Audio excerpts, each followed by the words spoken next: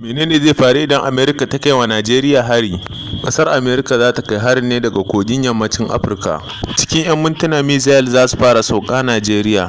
Harin farko za a hari injin rada ne, sai matatun man fetur na Port Harcourt da Lagos, sai dogin karafuna da suke ba da sabis, sai filayen jirgi.